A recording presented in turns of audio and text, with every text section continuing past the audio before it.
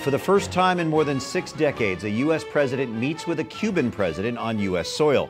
Their meeting comes after President Obama and President Castro each addressed the UN General Assembly. Wyatt Goolsby reports from the White House. Brian, President Obama is back here in Washington this evening after chairing a gathering of world leaders on counterterrorism. He pledged all possible resources towards defeating the Islamic State, but it's his earlier meeting with Cuban President Raul Castro that's getting the most attention.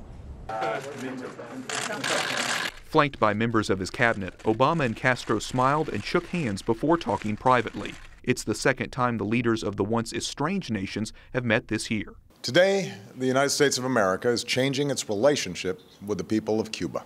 The two first spoke over the phone in December after Obama first revealed a plan to restore diplomatic relations. They met for the first time in April while attending a regional summit in Panama.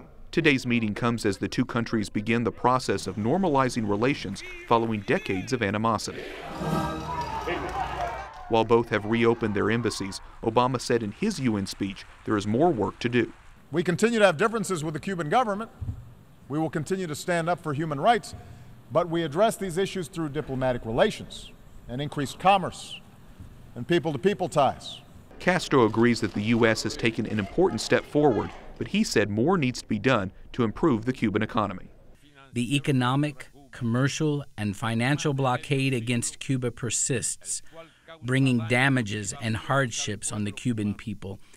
There is still much to be hammered out. Castro has demanded the return of Guantanamo, but the White House says that is not part of the plan. Castro and Obama spoke on the phone before Pope Francis' recent visit to Cuba and the United States. Obama has given credit to the Pope for helping facilitate the Cuban negotiations. Brian. Thank you, Wyatt Goolsby at the White House tonight.